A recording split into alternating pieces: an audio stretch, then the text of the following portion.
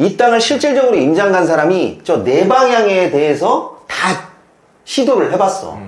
그런데 이 땅을 진입하지 못하고 그냥 돌아왔거든.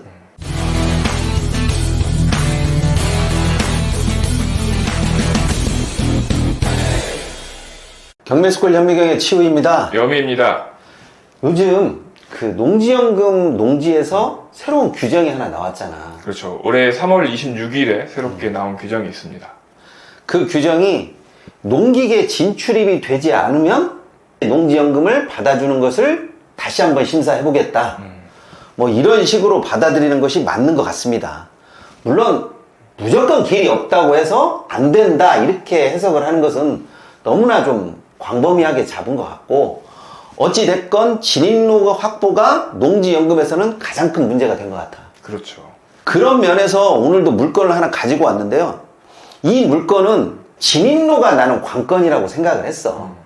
그리고 계속적으로 유찰이 되는 것이 진입하는 이 진입로가 확보가 되지 않아서 이렇게 유찰이 된 것이 아닌가라고 생각을 했는데, 어느 순간 이 물건이 딱 낙찰이 됐더라고. 그러면 이 물건의 낙찰자는 과연 진입로 확보를 해결했을까? 글쎄요. 그런 면에 있어서 과연 이 물건의 진입로가 어디가 될 것인가, 그리고 진입로를 확보하지 못하면 농지연금으로 활용할 수 있는 것인가, 그 부분에 한번 초점을 맞추고 물건을 봐주시면 될 것 같습니다. 그럼 같이 물건을 보도록 하겠습니다. 2023 타경 103-115 강제경매 사건입니다. 소재지는 충청남도 아사시 신인동이고요. 용도는 과수원입니다. 면적이 756평이니까 꽤 큰 농지네요. 그렇지. 감정 금액이 5억 9,500에서 많이 유찰됐어요. 많이 유찰돼서 1억 4천 한 300 정도까지 떨어진 상태입니다. 계속 유찰이 되다가 2024년 2월 20일에 드디어 낙찰이 됐습니다. 2등 하신 분은 최저가를 그냥 썼네요. 그렇지. 어떤 물건이든 저렇게 최저가 쓰면 최저가를 내가 썼으니까 단독 낙찰을 예상한다, 뭐 이런 식으로 생각하시는 분도 있는데, 솔직히 최저가 쓰면 좀 그래. 그래서 최저가를 쓰실 분들 같은 경우에는 그냥 1,000원짜리 한 장이라도 10,000원짜리 한 장이라도 더 쓰는 게 그나마 심신의 안정을 줍니다.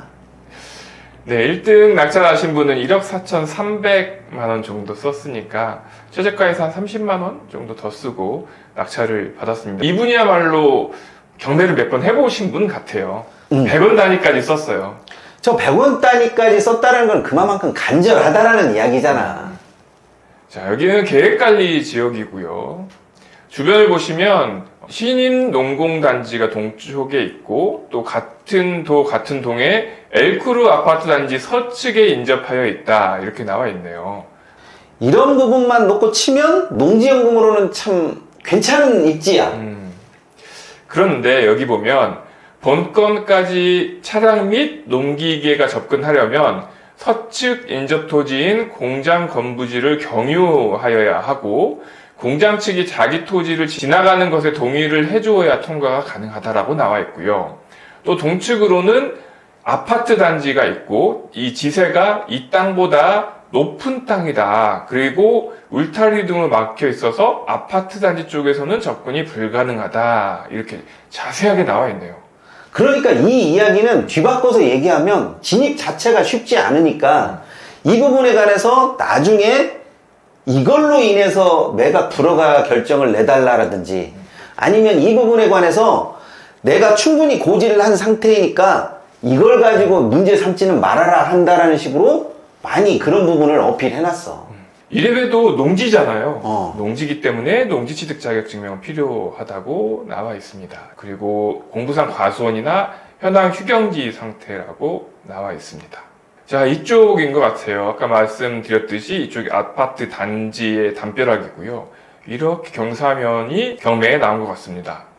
진입 자체가 단순히 사람이 진입한다, 사람이 진입하지 않는다, 이런 부분을 따져보는 것보다는 어디 돌아서라도 갈 수 있는 부분이 있으면 좋은데, 실질적으로 이 농지에 임장을 나갔다 오신 분들 이야기를 들어보면 진입할 수 있는 부분이 거의 없대. 그렇죠. 자, 여기 아파트 보이시죠? 경사가 상당히 있습니다. 이쪽 면에서는. 그리고 이쪽이 공장 쪽으로 진입하는 곳 같아요. 저 아파트는 이쪽 농지 측면에서 보니까 지금 사진이 이렇게 나왔을 뿐이지 아파트 측면에서는 거의 뭐 옹벽 수준으로 세워놨대. 그렇죠.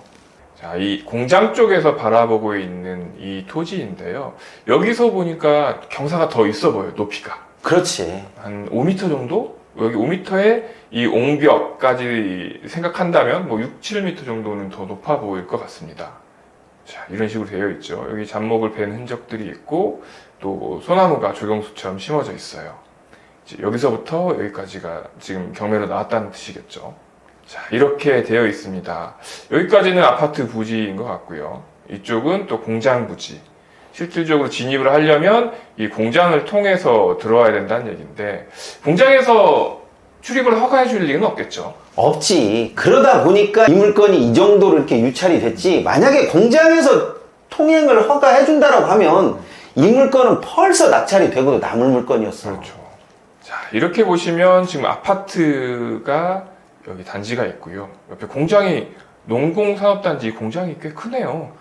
그러니까 저쪽에서 바로 진입하려고 하는 부분은 없고 저 순천 향로를 통해서 농공단지 초입으로 들어와서 진입을 해야 된다라는 이야기인데 네. 이게 누가 허락을 해주겠어. 그렇죠. 야, 그러면 이 토지는 과수원이니까 농지로 바꿔서 농지연금을 신청할 수도 있겠지만 당장 지금 농기계가 진출입이 불가능하기 때문에 그 부분에 있어서는 쉽지 않겠네요.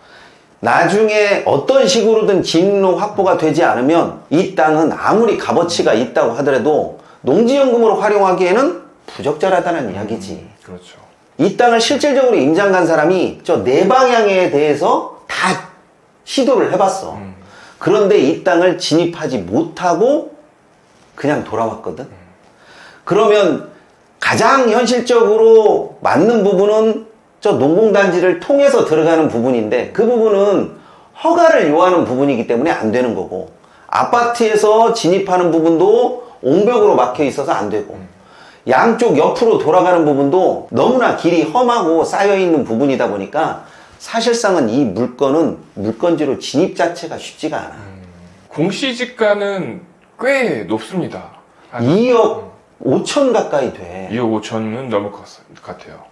근데 2억 5천 정도가 된다고 하고 지금 낙찰가가 1억 4천 정도니까 가격값만 해도 벌써 1억 정도 차이가 나니까 어마어마하지만 이게 활용성이 떨어진 측면을 보게 되면 이 땅은 값어치가 없어 보이는 거지. 과연 이런 땅을 농지연금이 아니면 어떤 걸로 활용할 수가 있냐고. 사실 이 앞에 공장이 이 땅을 사준다면 모를까. 그렇지 않고서는 농지연금 말고는 다른 방법은 없을 것 같아요. 이 공장이 살 리는 없지. 그렇죠. 저기 자체가 농공단지였는데 뭐하러 이 땅을 사냐고. 그렇죠. 그런데 내가 어떤 생각까지 해봤냐면 저 공장에 진출입이 가능한 사람이 이 땅을 나중을 위해서 농지연금을 활용하기 위한 방법으로 낙찰을 했다면 모르지만 그렇죠. 그게 아니고 어떤 투자자의 관점 아니면 농지연금의 활용적인 관점으로 전혀 다른 사람이 낙찰을 받았다라고 하면 이 땅은 진입 자체가 쉽지 않아서 이 경매 자체가 잘못된 것으로 그렇게 봐져. 이거 만약에 농지연금으로 활용을 못하면 1억 4천 어디 가서 찾냐고. 어디 가서 찾아요? 평생 가보로 남는 거죠.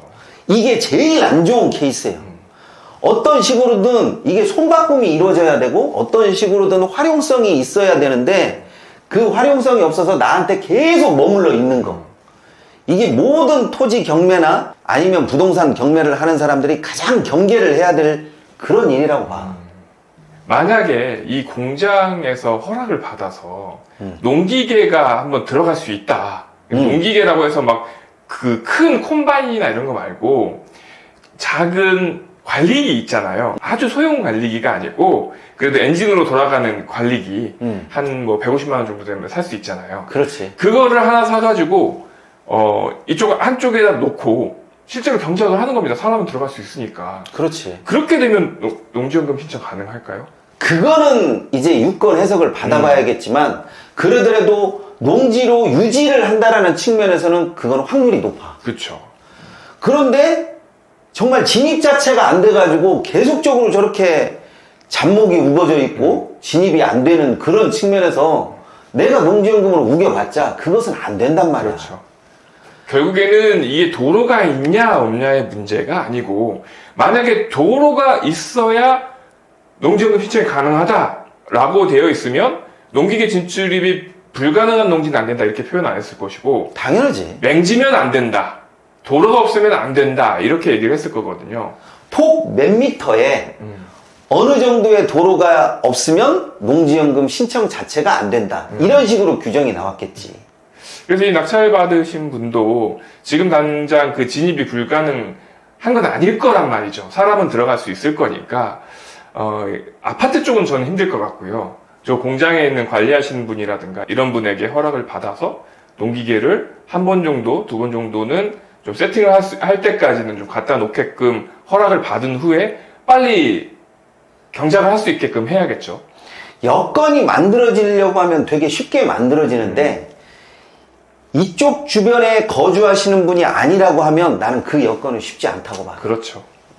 아까 말씀하셨듯이 이 공장에 관련된 분이라든가 아니면 저 아파트 단지에 거주하시고 있는 분이라든가 인근에 사시는 분 같은 경우에는 뭐 충분히 해낼 수는 있을 것 같아요. 근데 다만 저는 조금 더 낮게 받았으면 어땠을까? 그런 1억 아래였으면 아마 더 많은 사람들이 관심을 가질 수도 있었겠지만 지금 현재 상태나 아니면 이쪽에 임장을 나간 사람이면 대부분 다 고개를 흔들고 돌아왔을 거야. 그렇죠. 자, 이번 시간에는 농지연금에서 새롭게 규정으로 떠오른 맹지냐 아니면 농기계가 진출입을 할 수가 있느냐 없느냐 그 부분에 관해서 항상 논란의 여지는 있는데 어떻게 활용하기 나름이기 때문에 이런 부분은 미리 꼼꼼하게 출구 전략을 짜시고 들어가시는 게 훨씬 더 낫다라고 생각이 됩니다. 네. 저희 회원들 얘기를 들어보면 맹지냐 아니냐가 중요한 게 아니고 실상 경작을 하고 있느냐 하고 있지 못하느냐 이 부분이 가장 중요한 부분이기 때문에 그 부분을 조금 더 집중적으로 생각을 하시면 좋을 것 같습니다. 농지 유지를 한다는 것은 맹지냐를 따질 필요가 없는 것 같습니다. 이번 시간은 여기까지 하겠습니다. 감사합니다.